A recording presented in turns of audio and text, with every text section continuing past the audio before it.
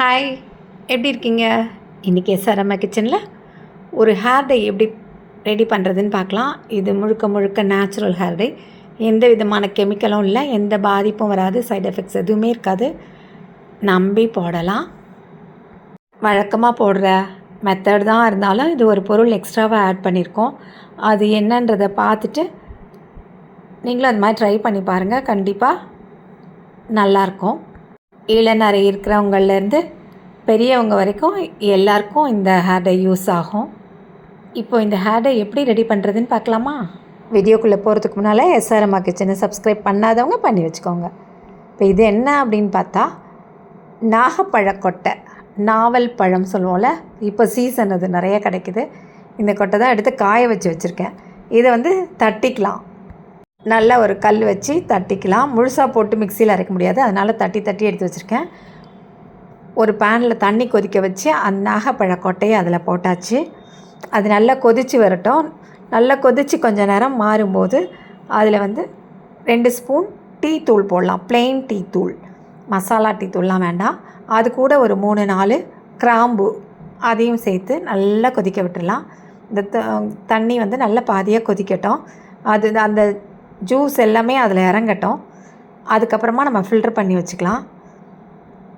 இப்போ ஃபில்ட்ரு பண்ணியாச்சு, அதை எடுத்து ஓரமாக வச்சிடலாம். இந்த நாகப்பழ கொட்டை சீசன் இல்லைன்னா நாகப்பழ கொட்டையோட தூள் விற்கும், அதை யூஸ் பண்ணிக்கலாம். இப்போது அது இருக்கட்டும். ஒரு அயன் கடாய் எடுத்து மருதாணி பவுடர், அதாவது ஹென்னா பவுடர், இது நாட்டு மருந்து கடையிலையும் கிடைக்கும், ஆன்லைன்லேயும் கிடைக்கும். நம்ம முடிக்கு ஏற்ற மாதிரி 3 ஸ்பூன் எடுத்திருக்கேன்னா, உங்களுக்கு கூட வேணும்னாலும் கூட எடுத்துக்கலாம். இதை எடுத்துக்கிட்டோம். அதுக்கப்புறம் திரிபல்லா பவுடர் அப்படின்னு ஒன்று விற்கும், நாட்டு மருந்து கடையிலையும் விற்கும், ஆன்லைன்லேயும் இருக்கும். அது ஒரு ஸ்பூன் எடுத்துக்கலாம். திரிபல்லாங்கிறது நெல்லிக்காய், தாண்டிக்காய், கடுக்காய் 3 சேர்ந்தது, அது எடுத்துருக்கோம். நெல்லிக்காய், கடுக்காய், தாண்டிக்காய் 3மே முடிக்கு ரொம்பவே நல்லது. அது நம்மளுக்கு தெரிஞ்சது தான். அதனால் அந்த 3 சேர்ந்ததுனால அந்த திரிபல்லா எடுத்துருக்கோம். அதுக்கப்புறம் கரிசலாங்கண்ணி பவுடர், வெள்ளை கரிசலாங்கண்ணி, பிரிங்கராஜ் சொல்லுவோம்ல, அது ஒரு ஸ்பூன் எடுத்துக்கலாம்.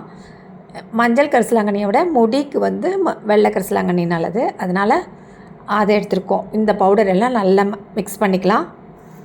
கட்டிகள்லாம் இருந்தால் அதையும் நல்லா உடச்சி விட்டு மிக்ஸ் பண்ணிக்கலாம். அதுக்கப்புறம் நம்ம எடுத்து வச்சுருக்கோம்லாம், டிகாஷன் எடுத்து வச்சுருக்கோம், அது கொஞ்சம் ஆறி இருக்கும். அதுக்குள்ளே அதை ஊற்றி கொஞ்சம் கொஞ்சமாக ஊற்றி நல்லா மிக்ஸ் பண்ணிக்கலாம். நல்ல கட்டிகள்லாம் இல்லாமல் நல்லா கரைச்சி விடணும். மொத்தமாக தண்ணி ஊற்றிட்டோன்னா அப்படி டை போடும்போது அப்படி வடியும் முகத்துலலாம். அதனால் கொஞ்சம் கொஞ்சமாக கலந்து விட்டு அதை கரெக்டான கன்சிஸ்டன்சிக்கு கொண்டு வரணும். இப்போ நல்லா கலந்துடலாம். இந்த ஹேர் டை அயன் கடாயில் பண்ணால் தான் நல்லாயிருக்கும். அயன் கடாயின்னு இல்லை, எந்த ஒரு பாத்திரம் இருந்தாலும் அயன் பாத்திரத்தில் பண்ணிக்கலாம். இல்லைன்னா ஒரு தோசை கல் இருந்ததுன்னா கூட, அயன் கல் இருந்ததுன்னா அதை வச்சு யூஸ் பண்ணிக்கலாம். இப்போ எல்லாம் நல்லா கலந்தாச்சு. வேணுன்ற அளவு அந்த டிகாஷன் ஊற்றி நல்லா கலந்துக்கலாம். இது கூட இன்னொரு பொருள் சேர்க்க போகிறோம். அது என்னன்னு பார்த்தா, ஒரு லெமனில் பாதி எடுத்துக்கலாம். பாதி போதும், சின்னதாக இருந்தாலும் பாதி போதும். அதை பிழிஞ்சு விடலாம்.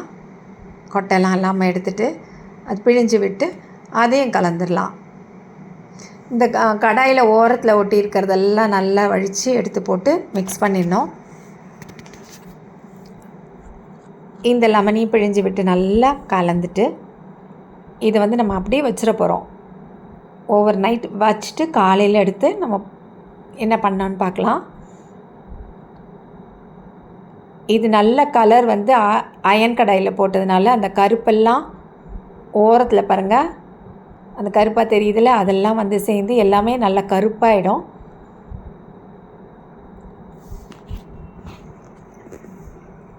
அதுக்கப்புறம் நம்ம போட்டுக்கலாம்.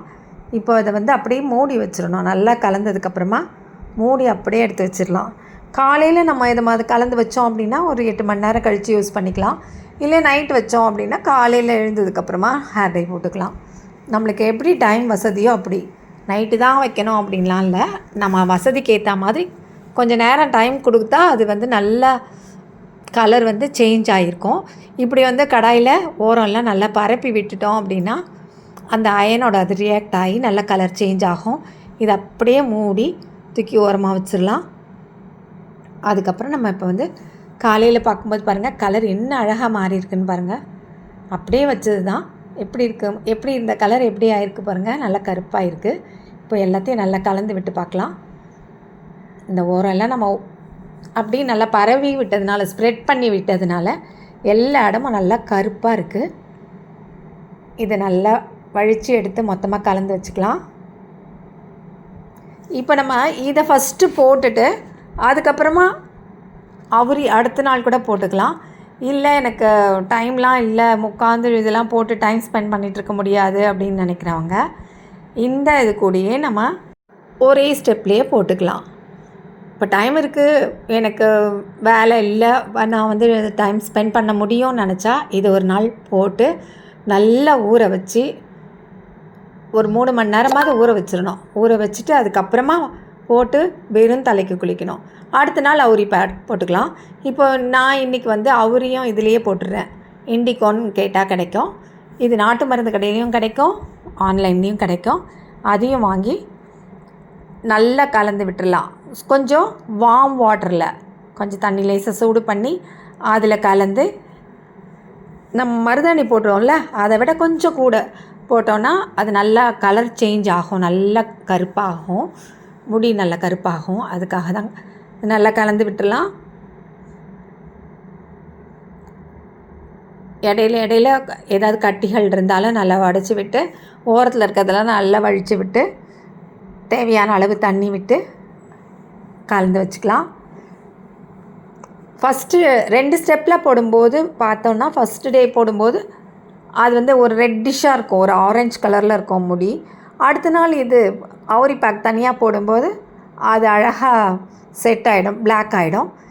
ஒரே டைம் தான் போட போகிறோம். அதனால் அந்த மருதாணி நல்லா காலையில் வரைக்கும் ஊற விட்டுட்டு அதுக்கப்புறம் அதில் வந்து போட்டு இந்த அவுரி போட்டதுக்கப்புறம் நம்ம ரொம்ப நேரம் வச்சுருக்கக்கூடாது. இது கூட வந்து ஒரு ஸ்பூன் தயிரும் சேர்த்துருக்கேன். பாருங்கள் கலர் என்ன அழகாக இருக்குது பாருங்கள், நல்லா பிளாக் ஆகிருக்கு. அப்படியே வந்து ஒரு டார்க் பர்பிளாக மாறும் அவுரி மட்டும் போடும்போது. அதுக்கப்புறம் அது நல்லா கலர் சேஞ்ச் ஆகிடும். இது வந்து ஒரு 10-15 நிமிஷம் மட்டும் இருக்கணும். 10 நிமிஷம் இருந்தால் போதும். எடுத்து பார்த்தோன்னா கலர் வந்து பியூட்டிஃபுல்லாக இருக்குது பாருங்கள், பிளாக்காக இருக்குது. இதை நம்ம அப்படியே வந்து ஹேரில் அப்ளை பண்ணிவிட்டு, அதாவது நம்ம போடும்போது எந்த ஒரு எண்ணெய் பிசுக்கு எதுவுமே இருக்கக்கூடாது. நல்லா க்ளீனான தலையில், ஈரம்லாம் இல்லாத தலையில் அழகாக நல்லா இருக்குது பாருங்கள். இந்த டையே வந்து நல்லா சாஃப்டாக அழகாக வந்திருக்கு. அதை அப்படியே போட்டுட்டு ஒரு 3 மணி நேரம் வச்சுருந்துட்டு, அட்லீஸ்ட் ஒரு 2.5 மணி நேரம் வச்சுருந்துட்டு அப்புறம் ஷாம்புலாம் போடாமல் அப்படியே வாஷ் பண்ணிடணும். அப்புறம் ஒரு 2-3 நாள் கழித்து நம்ம ஷாம்பு போட்டுக்கலாம். சரியான பதத்துக்கு அழகாக வந்திருக்கு இந்த ஹேர் டை. நீங்களும் ட்ரை பண்ணி பாருங்கள். பிடிச்சதுன்னா கமெண்ட் பண்ணுங்கள், ஒரு லைக் பண்ணிவிடுங்க. அப்படியே உங்கள் ஃப்ரெண்ட்ஸோடு ஷேர் பண்ணிக்கோங்க. அந்த நாகப்பழத்தோட கொட்டை வந்து முடிகளுக்கு நல்ல வலு கொடுக்குறதோட முடியை கருமையாகவும் ஆக்கும். இது கண்டிப்பாக ஒரு தடவை போட்டு பார்த்திங்கன்னா அது உங்களுக்கு தெரியும். இந்த நாகப்பழ கொட்டை இந்த சீசன் இருக்குல்ல, நல்ல கொட்டையெல்லாம் கலெக்ட் பண்ணி நல்ல வெயிலில் காய வச்சு பவுடர் பண்ணி கூட வச்சுக்கலாம். அப்படி இல்லைன்னா ரெடிமேடாகவே கிடைக்கும், இந்த கொட்டையோட பவுடர் கிடைக்கும். அதை வாங்கி நம்ம மிக்ஸ் பண்ணும்போது சேர்த்து மற்ற பவுடரோடு சேர்த்து மிக்ஸ் பண்ணிக்கலாம். ட்ரை பண்ணி பாருங்கள், எப்படி இருக்குன்னு கமெண்ட் பண்ணுங்கள். மீண்டும் சந்திப்போம். நன்றி, வணக்கம்.